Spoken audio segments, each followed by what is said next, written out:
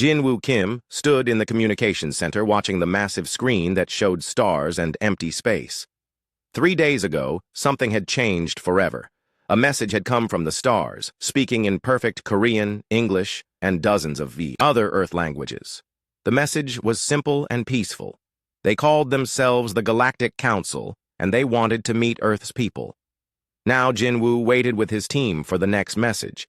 Hyejin Park stood beside him, checking her tablet for the 100th time. She was responsible for Earth's safety during this first contact. Both of them had studied every alien movie and book they could find, but nothing had prepared them for this moment. The screen flickered and suddenly they were looking at something impossible. The alien was beautiful in a strange way, like a tall human made of silver light. Its skin seemed to glow softly and its eyes were large and kind. When it spoke, its voice was like music. Greetings, people of Earth. I am Kale Thon of the Veltari Confederation. We are so happy to finally meet you. Your response to our message shows that you are a peaceful and intelligent species. We would like to invite representatives from your world to visit our diplomatic vessel. We promise you will be safe and welcome. Jin-Woo stepped forward and spoke into the microphone. Thank you, Kale Thon. I am Jin-Woo Kim, speaking for Earth. We accept your invitation and look forward to meeting you. We will send a small team as you requested. The alien smiled, which looked strange but somehow right on its face. Wonderful. We will send coordinates for our ship. Please bring only 5 representatives. Our vessel has been prepared for your comfort and safety. When the transmission ended, Jin-Woo turned to his team. Besides Hyejin, there was Dr. Min-Ho Jung, a linguist, Dr. Soo-Jin Yu, a biologist, and Captain Dong-Hyun Choi, a pilot. They had been chosen because they were calm, smart, and represented the best of humanity. Are we really doing this? Asked Soo-Jin, her hands shaking slightly. Yes, said Jin-Woo. This is the most important moment in human history. We need to show them that Earth's people are peaceful and ready to join the larger galaxy. 2 hours later, they were aboard a small shuttle flying toward coordinates in space near the moon. The alien ship appeared on their screens gradually, growing larger until it filled their view. It was beautiful, all smooth curves and soft lights. It looked like art more than a spaceship. Their technology is incredible, whispered Min-Ho. Look how it seems to glow from within. A docking bay opened in the side of the ship and their shuttle was gently pulled inside by some invisible force. When they stepped out, the air was warm and smelled like flowers. Kael'thon was waiting for them with 2 other aliens. One was shorter and covered in what looked like green scales but was actually some kind of shell. It introduced itself as Mordun from the Galactic Council's Safety Assessment Division. The other was tall and thin with 4 arms and eyes like a cat. This was Thisara, a cultural specialist. Welcome aboard the Harmony's Dream, said Kael'thon. Please, come with us. We have prepared a meeting room where we can talk comfortably. As they walked through the ship, the humans looked around in wonder. Everything was soft and curved, with no sharp edges anywhere. The walls glowed with gentle light and seemed to respond to their presence, becoming brighter as they passed. Your ship is amazing, said Hyejin. How do you make the walls glow like that? Bioluminescent cells, explained Thisara proudly. All our technology works with living systems. We believe technology should be in harmony with life, not fighting against it. They entered a large room with comfortable chairs that seemed to adjust themselves to fit each person perfectly. In the center was a table with food and drinks from both Earth and alien worlds. Please, eat and drink, said Kael'thon. We want you to feel welcome. Jin-Woo tried some kind of fruit that tasted like honey and sunshine. It was delicious. The aliens watched him carefully, as if his reaction was very important. This is wonderful, he said honestly. Thank you for your kindness. Morden made notes on a device that looked like it was made of crystal. You adapt very quickly to new foods. Most species need time to adjust to alien nutrition. Humans are pretty adaptable, said Dong-Hyun casually. We eat all kinds of things on Earth. Hot peppers, fermented fish, even some mushrooms that are pretty dangerous if you prepare them wrong. The 3 aliens exchanged quick glances. Thisara leaned forward with interest. Dangerous foods? You mean you eat things that could harm you? Soo-Jin laughed. Oh yes, lots of our foods are technically poisonous. Coffee, chocolate, alcohol, shellfish, nuts. Some people are allergic to different things, but we usually just avoid what we can't handle. Fascinating, said Morden, making more notes. And your temperature preferences? Is this room comfortable for you? Perfect, said Minho, though we can handle much hotter or colder. Humans live everywhere on Earth, from deserts to frozen areas. We're pretty tough. Kael'thon's glow seemed to flicker slightly. Your world has extreme environments? Sure, said Hyejin. Deserts where the temperature reaches 50 degrees, frozen places that hit -40, mountains where the air is thin, deep ocean trenches, swamps full of dangerous animals. Humans live in all of them. The meeting continued for several hours. The aliens asked many questions about Earth and human society. They seemed particularly interested in how humans dealt with conflicts and challenges. Jinwoo explained that while humans had fought wars in the past, they had learned to work together to solve problems. We've had to, he said. Our planet throws a lot of challenges at us. Natural disasters, climate changes, diseases. We've learned that cooperation is the only way to survive and thrive. Remarkable resilience, murmured Kael'thon. And you achieved space travel while dealing with all these challenges? We're pretty determined, said Donghyun with a smile. When humans want something, we usually find a way to get it. We don't give up easily. As the meeting wound down, the aliens seemed pleased but also thoughtful. They explained that the Galactic Council had over 1,000 member species, all committed to peace and cooperation. Earth would be welcome to join if humans proved they shared these values. We believe you do, said Kael'thon. Your responses today show a peaceful people who have overcome great challenges. We would like to arrange cultural exchanges and learn more about each other. Before leaving, Thisara pulled Jinwoo aside. May I ask, what do you consider the most dangerous thing about your world? Jinwoo thought for a moment. Probably other humans, when we disagree about important things. But even that's getting better. We're learning to talk instead of fight. The alien nodded, but her expression was strange. Not the environment itself, the extreme temperatures, the dangerous animals, the natural disasters? Oh, those aren't really dangerous, said Jinwoo with a laugh. They're just part of life on Earth. You learn to deal with them. Besides, most of the really dangerous stuff happened millions of years ago. Earth's pretty peaceful now. As the human shuttle departed, Kael'thon stood in the observation deck with Mordun, watching it disappear into space. They seemed genuinely peaceful, said Kael'thon. Intelligent, cooperative, adaptable. Yes, agreed Mordun, but his voice was troubled. Almost too adaptable. Did you notice how casually they mentioned surviving in environments that would kill most council species? And their food tolerances are impossible by our standards. They've clearly evolved under challenging conditions, said Kael'thon. That would explain their resilience. Morden made one final note in his report. Remarkably resilient for such a peaceful species. Recommend further study. Neither alien realized they had just met the survivors of the most dangerous planet in known space. 3 months after first contact, the cultural exchange program was in full swing. Humans had been invited to visit several alien worlds, while alien ambassadors came to Earth. The goal was simple: learn about each other and build friendship between species. Taeho Lee stood in what the aliens called a botanical research station, but it looked more like a greenhouse to him. He was on Veltaris Prime, the home world of Kael'thon's people. The station was built inside a massive dome because the outside environment was too dangerous for most galactic species. The atmospheric composition outside contains trace amounts of sulfur compounds, explained Dr. Vexani, his alien guide. Even with protective gear, most species can only work here for short periods. The soil chemistry is also quite hostile. Taeho looked through the dome at the alien landscape.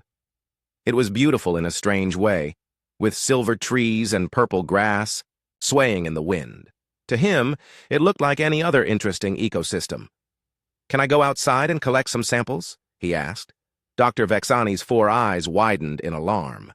Oh no, that would be far too dangerous. The environmental suits we have wouldn't fit your biology properly, and even then, exposure time should be limited to 30 minutes maximum. What if I just went out for a few minutes without a suit? Asked Taeho. I'd like to get a better feel for the environment. The alien made a sound like choking. That would be fatal. The atmospheric composition alone would damage your respiratory system within seconds. Tejo shrugged and accepted the environmental suit, though it felt bulky and unnecessary. When they went outside, he immediately noticed that the air smelled like rotten eggs, which reminded him of the sulfur springs near his hometown in Korea. The temperature was around 40 degrees Celsius, which was warm but not uncomfortable. "This is nice," he said through the suit's communication system. "Reminds me of some places on Earth."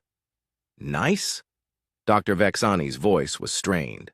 "The temperature is at the upper limit of what my people can survive, even with protection." As they collected plant samples, Tejo kept having to resist the urge to take off his gloves for better grip.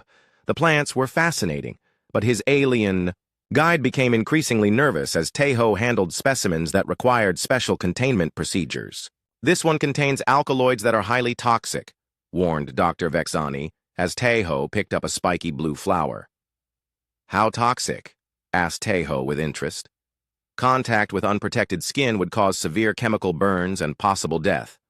"Huh," said Tejo. "Looks a bit like a Korean thistle I know. We eat those." Meanwhile, on the sports world of Krethanos, So Young Choi was causing a different kind of concern. She had been invited to participate in the Galactic Athletic Festival, a friendly competition between species. The games were designed to be fair, with events suited to different biological capabilities. The first event was a distance running competition. The track was 10 kilometers long, which seemed reasonable to So Young. Her competitors included species known for their speed and endurance: the long-legged striders of Marathos, the efficient gliders from the low-gravity world of Nimbus, and several others. Threxik, the reptilian race coordinator, explained the rules. "This is an endurance event. The winner is whoever can maintain the highest average speed over the full distance. Medical teams are standing by, and any competitor may withdraw if they experience distress." The race began, and So Young settled into what felt like a comfortable jogging pace. The other competitors shot ahead of her initially, their biological advantages clearly showing. The striders had legs like springs, covering ground in massive bounds. The gliders seemed to barely touch the track as they ran. But as the kilometers passed, something strange happened. The other competitors began to slow down, their breathing becoming labored. Medical teams started pulling some of them from the track as they showed signs of exhaustion. So Young, meanwhile, felt like she was just getting warmed up. "Human competitor, what is your current physical status?" asked Threxik through her communication device. "I'm fine," replied So Young, not even breathing hard. "Should I speed up? I was trying to pace myself." By the 8th kilometer, So Young was in first place. By the 10th, she was alone on the track, having lapped several competitors who were still struggling to finish. She crossed the finish line, feeling like she could easily run another 10 kilometers. "Medical scan required," announced Threxik urgently as So Young approached the finish area. The scanning showed impossible readings. Her heart rate was elevated but stable, her body temperature was normal, and she showed no signs of distress. In fact, she seemed ready to continue. "How is this possible?" muttered the medical technician, a crystalline being named Zixara. "Your endurance readings are off our charts." "I run marathons on Earth," said So Young. "This was actually easier than my usual training runs because the air here is thicker and more oxygen-rich."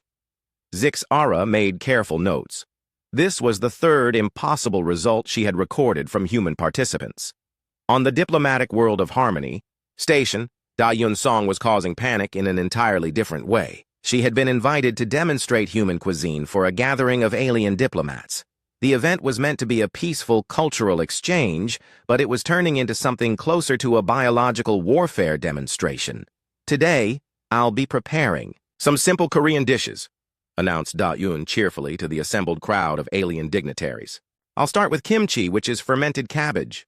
She began chopping what looked like harmless vegetables, but the smell that arose caused several aliens to back away in alarm. "The fermentation process uses beneficial bacteria," explained Da-un as she mixed the ingredients. "We let it sit for weeks or months to develop flavor." Ambassador Quilthon of the Peaceful Traders raised a tentacle nervously. "Did you say bacteria? As in living microorganisms?" "Oh yes, lots of them," said Daun happily. "Billions per serving. They're very good for digestion." Several aliens made sounds of distress. The concept of deliberately eating living bacteria was apparently horrifying to most galactic species. "Now for the seasoning," continued Daun, pulling out a container of bright red powder. "This is gochugaru, Korean chili flakes." She sprinkled a generous amount over the kimchi, and immediately the air filled with a spicy aroma that caused the alien audience to retreat further. "Chemical warning detected," announced the station's automatic safety system. "Irritant compounds in the atmosphere, advising protective measures." "It's just chili peppers," said Daun in confusion. "They're not that spicy." Dr. Neth Urus, the station's medical officer, was taking readings with a handheld scanner. "These compounds would cause severe respiratory distress in most species. How can you handle such concentrations?" "Humans like spicy food," said Daun, simply. "This is actually pretty mild by Korean standards." She continued her demonstration, adding garlic, contains compounds toxic to 70% of known species, soy sauce, high sodium content, dangerous to most physiologies, and sesame oil, potential allergen. Each ingredient caused more alarm among the watchers. When she finally offered samples, only the bravest aliens dared to try tiny amounts, and most of them required immediate medical attention. Back on Earth, Zixara was compiling her medical reports from the exchange program. As a crystalline being, she processed information differently than organic species, which made her observations particularly valuable. What she was discovering about humans was deeply disturbing. Subject So Young Choi demonstrated endurance capabilities that exceed safe parameters for her apparent biology, she noted. Heart rate remained stable during extreme exertion. Body temperature regulation functioned in ranges that should cause system failure. She pulled up another file. Subject Taeho Lee showed resistance to environmental toxins that should be lethal. Expressed interest in consuming known poisonous plants. Complained that safety equipment was unnecessary. The third file was even more concerning. Subject Da-Un Song demonstrated consumption of multiple compounds classified as biological warfare agents by Council standards. Showed no adverse effects. In fact, appeared to enjoy the experience. Zixara's crystalline structure flickered as she processed the implications. These weren't isolated incidents. Every human in the exchange program was showing impossible biological capabilities. They survived in environments that killed other species, consumed foods that were deadly to galactic citizens, and performed physical feats that defied known biology. She opened a new file and marked it with the highest security classification available to her position. The title read, "Biological Anomalies in Homo sapiens, Urgent Review Required." In her summary, she wrote, "Recommend immediate reevaluation of human physiology and environmental background. Current data suggests impossible adaptation capabilities. Either our understanding of biology is fundamentally flawed, or humans evolved under conditions far more extreme than initially believed." On Veltaris Prime, Dr. Vexani was having similar thoughts as he watched Taeho work in conditions that should have hospitalized him. The human seemed genuinely puzzled by the safety precautions and kept asking if he could work in more challenging environments. On Krethanos, Threxic filed his own report about the athletic competitions. Human, participant achieved results that suggest either advanced genetic modification or evolution under extreme. Dr. Quelthane stood in the most secure laboratory of the Galactic Council's Xenobiology Institute, staring at data that should not exist. As the lead xenobiologist for the Council, she had studied thousands of species from across the galaxy. She had seen beings adapted to extreme environments, creatures with unusual abilities, and civilizations that had overcome great challenges. But nothing had prepared her for the file marked Human Analysis, Project Deathworld. 3 weeks ago, Admiral Vrektar of the Galactic Defense Force had requested an urgent investigation into human capabilities. The reports from the Cultural Exchange Program had been too strange to ignore. Now, after extensive research, Dr. Quelthane was beginning to understand why the Admiral was concerned. On Earth, Wu Jin Nam sat in his office at Seoul National University, completely unaware that his every word was being recorded and analyzed by alien scientists. He was being interviewed by Dr. Thyssera about human history for what he believed was a peaceful cultural documentation project. "Tell me about your planet's geological history," requested Thyssera, her 4 arms working on different recording devices simultaneously. "Well, Earth is about 4.5 billion years old," began Wu Jin in his friendly professor voice. "It's been through quite a lot. We've had 5 major extinction events where most life on the planet died out. The worst one killed about 96% of all species." Thyssera's recording devices stopped working as her hands began to shake. "Did you say 96%? "Oh, yes. The Permian extinction was really bad," continued Wu Jin casually. "Then we had the one that killed the dinosaurs. That was only about 75% of species, so not as severe. Plus, we've had ice ages, volcanic periods, asteroid impacts, and all sorts of fun geological events." "Fun?" whispered Thyssera. "Well, interesting from a scientific perspective," laughed Wu Jin. "The amazing thing is how life always bounced back. Humans showed up pretty recently, only about 300,000 years ago. We've had to deal with ice ages, supervolcano eruptions, plagues, and climate changes, but we've adapted pretty well." In the Xenobiology Institute, Dr. Quelthane was reviewing Wu Jin's interview alongside similar recordings from other humans. Every conversation revealed new horrors about Earth's history. She pulled up the planetary classification system and ran Earth's data through it. The results made her crystalline body flash with alarm colors. According to galactic standards, Earth was a Class Thothine Deathworld, the highest classification possible. Worlds in this category were considered uninhabitable by all known forms of life. The fact that humans had not only survived but thrived on such a planet was impossible by every model she knew. On the medical station Mercy's Light, Dr. Yoon Seo Yoon was working her regular shift in the emergency treatment center.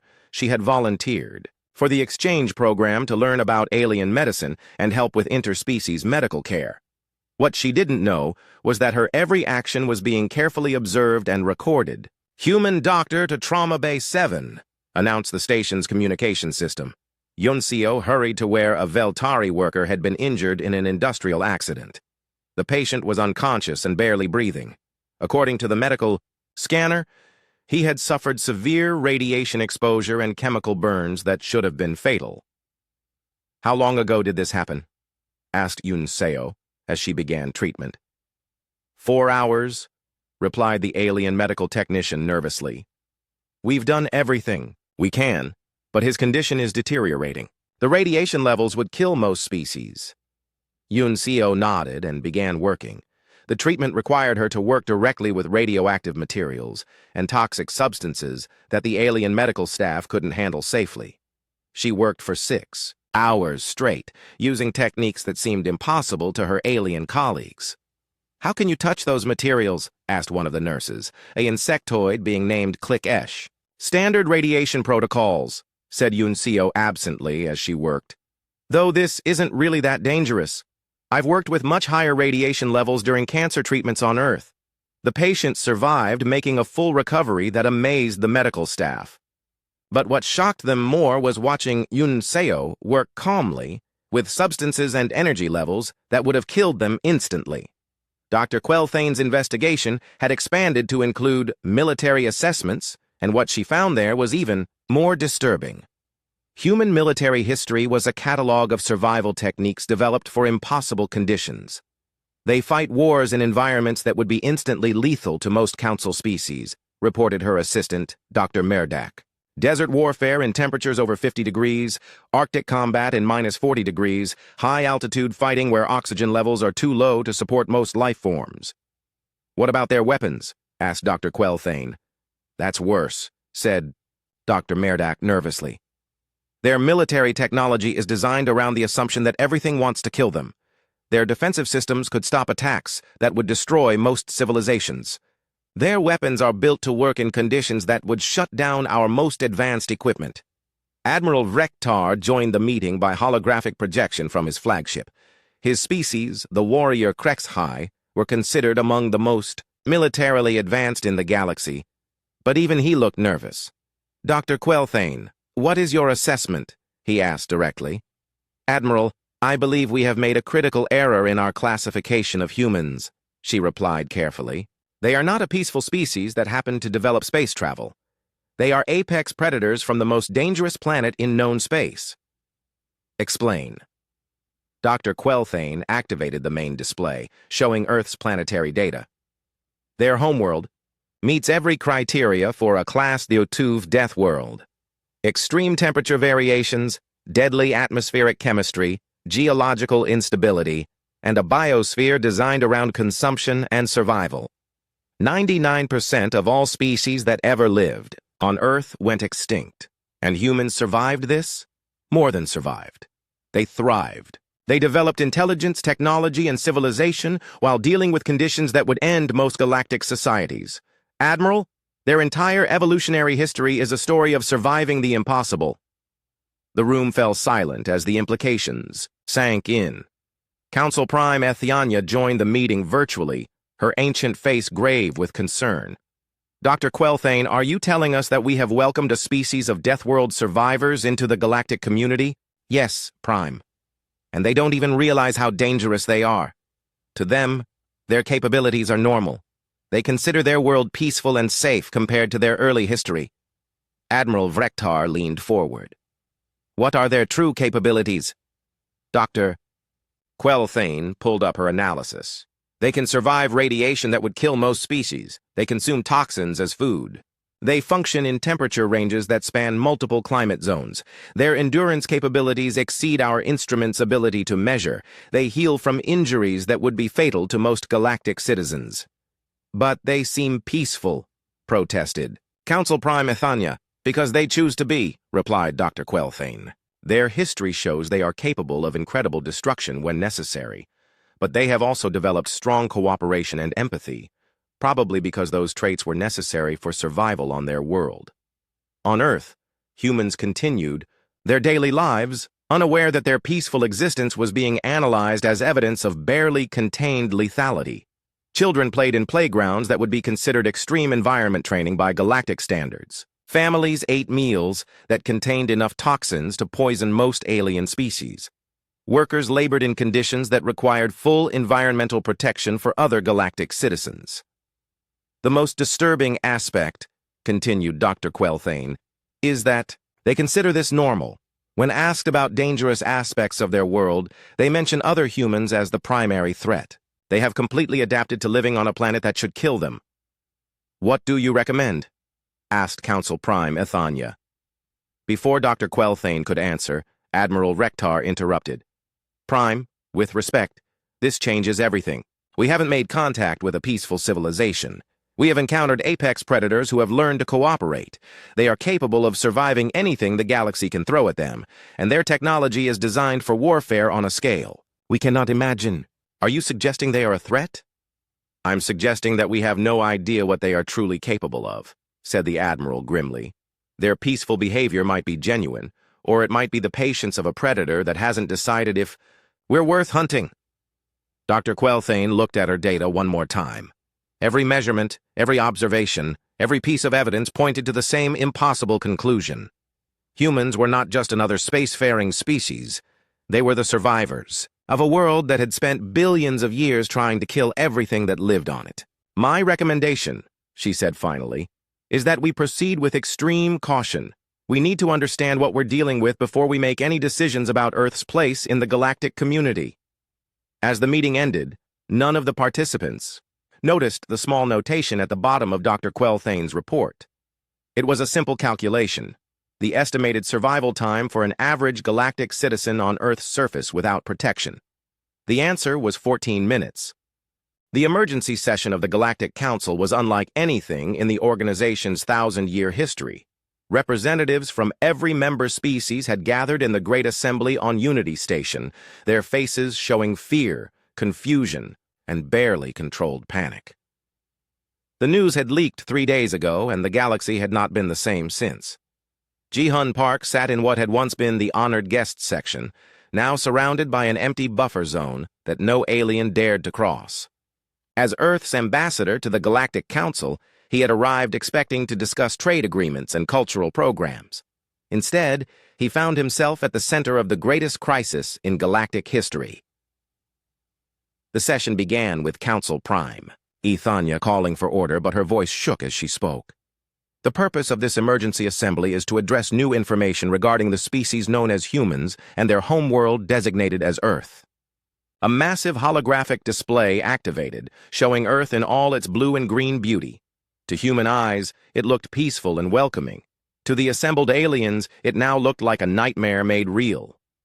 3 days ago, continued the Prime, classified research conducted by our Xenobiology Institute was leaked to the galactic news networks.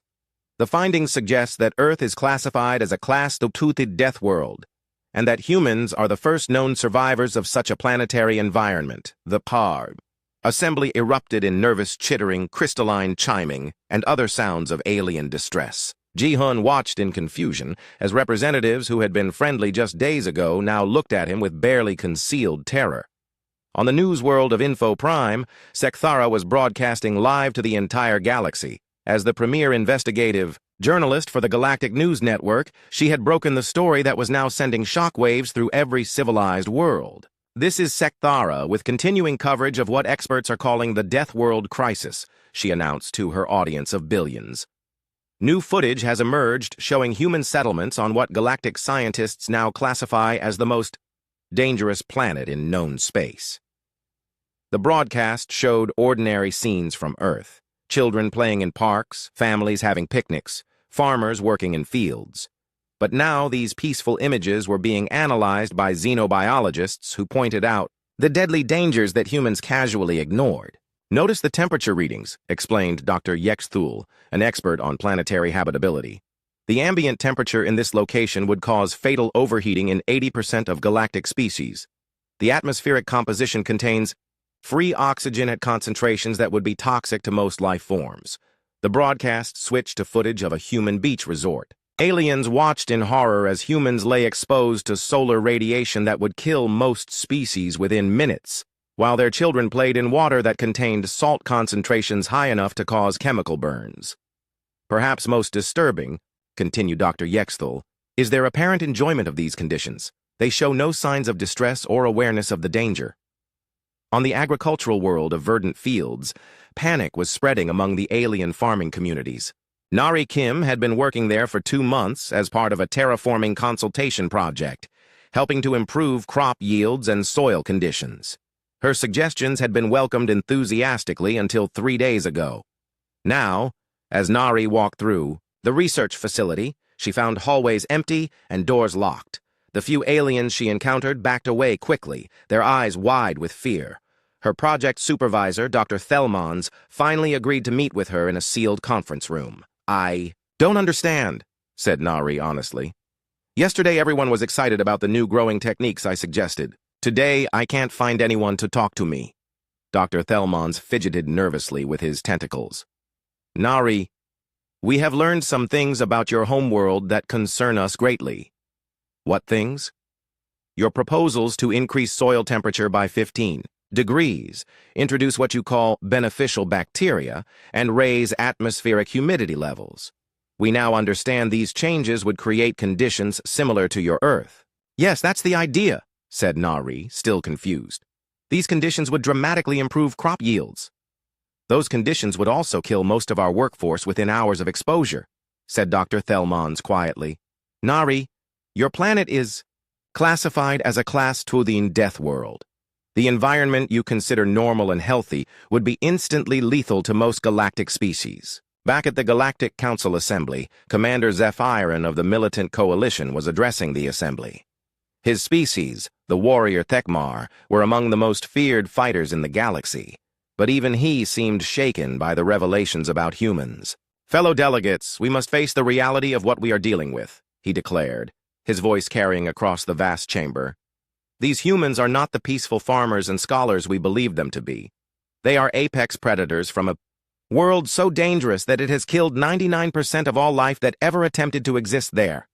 Murmurs of agreement rippled through the assembly. Many delegates were nodding, their fear clearly visible. "Consider the evidence," continued Zephyrin. "They consume biological warfare agents as food. They live comfortably in environments that would require full protective gear for our people. Their military technology is designed for warfare in conditions that would shut down our most advanced equipment. He gestured toward Ji-hoon, who was beginning to understand why everyone seemed afraid of him. They have been studying our weaknesses for months, while we foolishly believed we were engaged in cultural exchange. How do we know this first contact was not a reconnaissance mission? Elder Nix Ola of the Ancient Collective slowly rose to speak. Her species was among the oldest in the galaxy, and her words carried great weight in council deliberations. Commander Zephyrin speaks from fear, she said in her ancient, wavering voice. Yes, humans come from a dangerous world. Yes, they possess capabilities that seem impossible by our standards. But have they shown aggression? Have they threatened anyone? Their very existence is a threat, replied Zephyrin harshly. A species that can survive anything, consume anything, adapt to anything. How can we coexist with such beings? Elder Nixola looked directly at Ji-hoon, and he saw something in her ancient eyes that might have been understanding.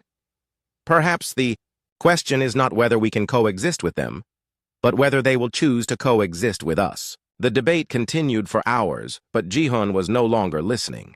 He was finally understanding the scope of what was happening. The galaxy had learned that Earth was far more dangerous than anyone had realized, and now they saw humans not as friends, but as threats. His communication device chimed with an urgent message from Earth. It was from Jin-Woo Kim, the original First Contact coordinator. Ji-hoon, we're seeing the alien news broadcasts here on Earth. The whole planet is in shock. We never realized our world was so different from others. People are scared and confused. They want to know if we're really as dangerous as the aliens. Think we are. Ji-hoon typed back quickly. I don't think we're dangerous, but they do. The council is debating what to do about us right now. On Earth, humans were gathering around screens and devices, watching alien news broadcasts that showed their peaceful world as a hellscape of death and destruction. Children who had been playing happily in their backyards were now being described as survivors of conditions that would kill most of the galaxy's citizens. Dr. Sarah Chen, a pediatrician in San Francisco, watched in amazement as alien experts analyzed footage of children playing on a playground. Notice how these juvenile humans function normally in direct solar radiation, explained the alien commentator. Most galactic youth would require protective shielding to survive such exposure. We're not monsters, Sarah said to her husband as they watched. We're just people trying to live our lives. But across the galaxy, the fear was spreading.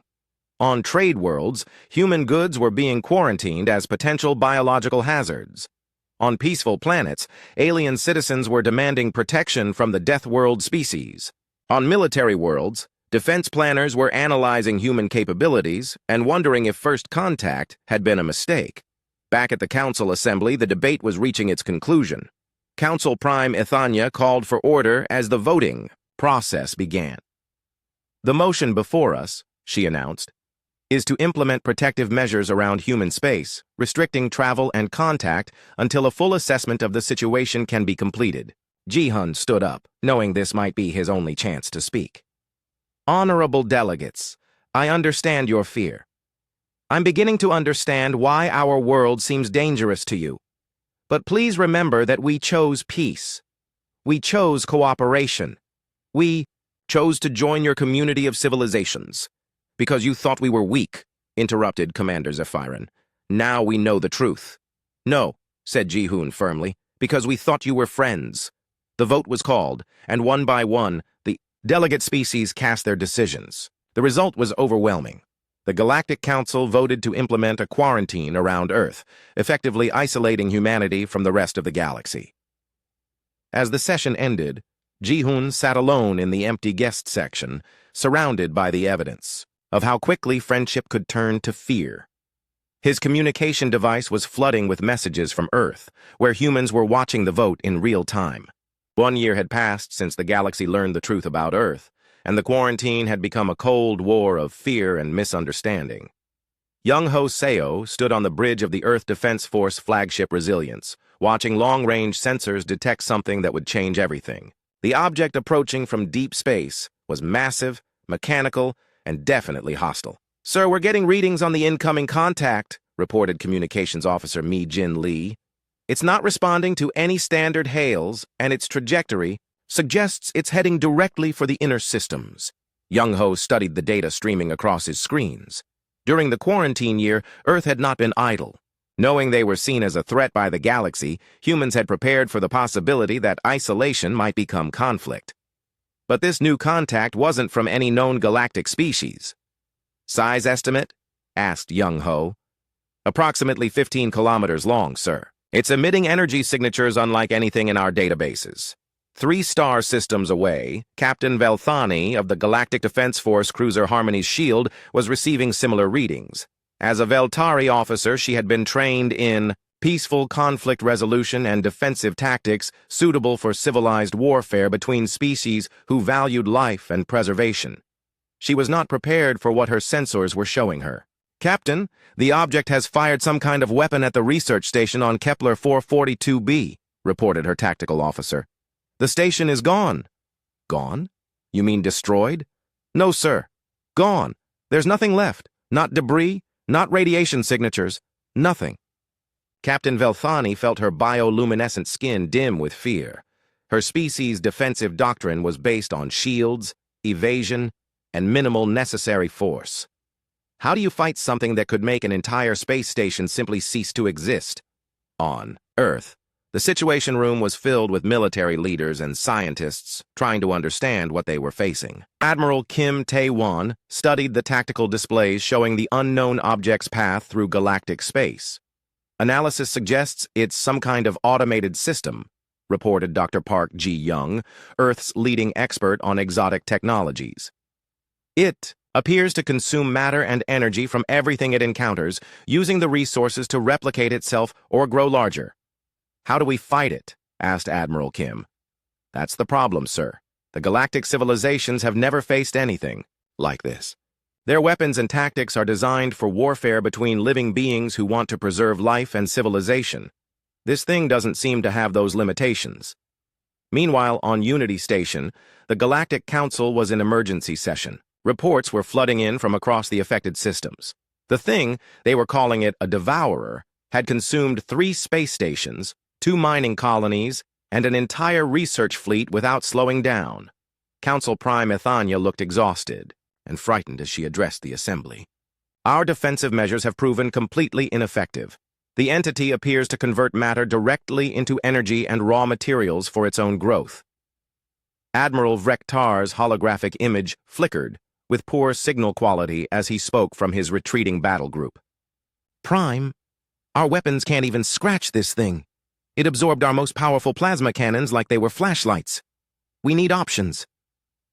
In the back of the assembly, Ji-hoon Park sat quietly.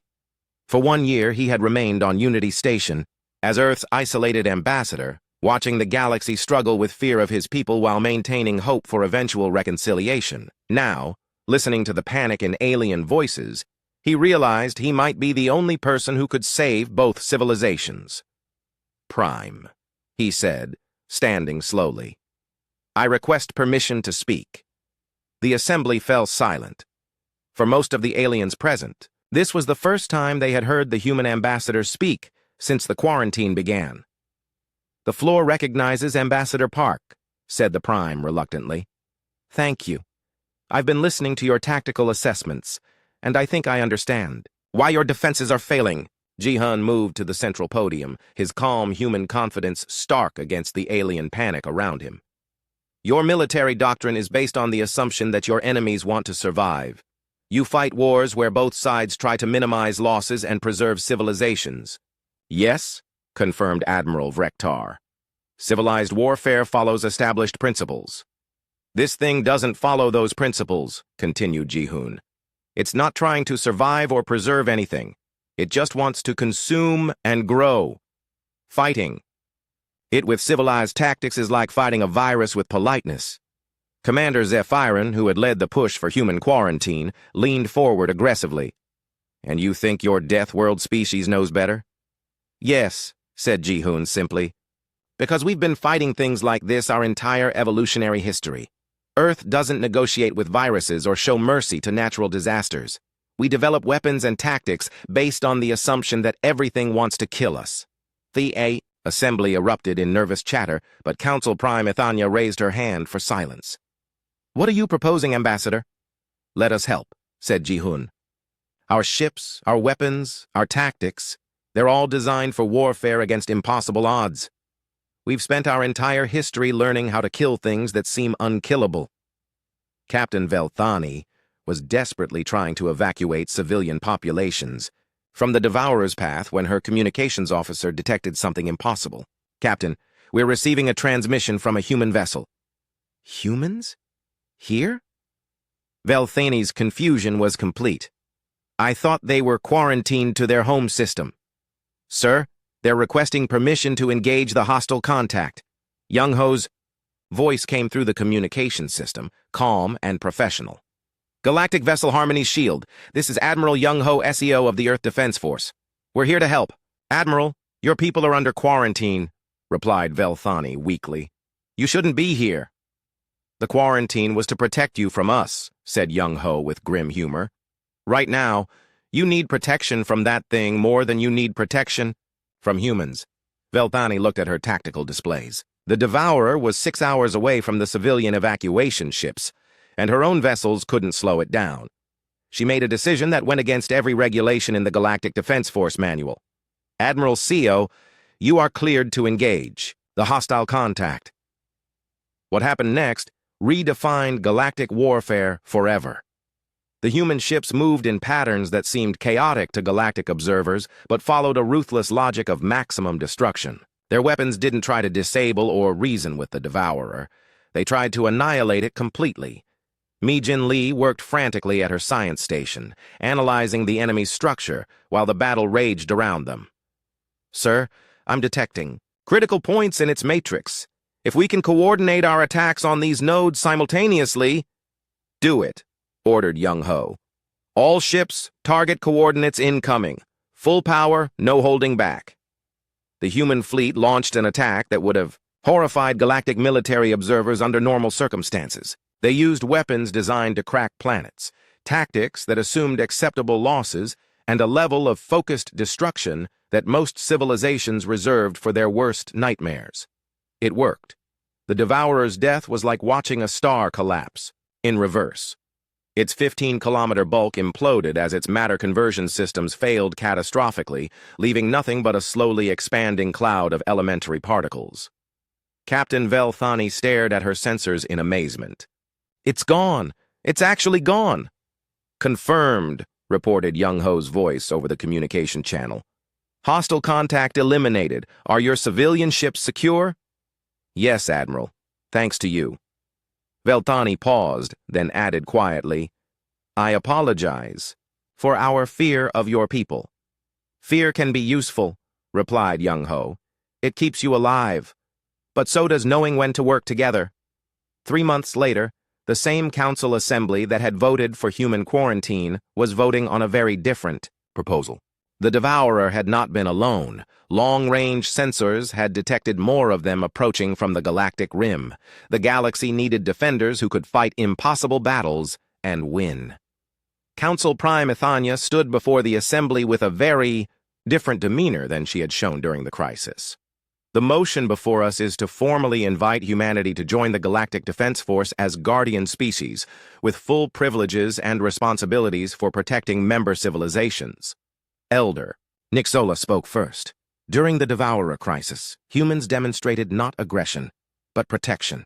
They risked their lives to save civilizations that had shunned them. Commander Zephyron, who had once seen humans as threats, now nodded in agreement. Their capabilities are terrifying, yes, but they are terrifying to our enemies, not to us. I vote in favor. The vote was unanimous. After the session, Ji-hun found himself walking through Unity Station's cultural district with Kael'thon, his first alien friend, who had maintained contact even during the darkest days of the quarantine. I owe you an apology, said Kael'thon, his bioluminescent skin showing patterns of regret. We saw your strength and assumed malice. You saw something you didn't understand, replied Ji-hun. Fear was a reasonable response.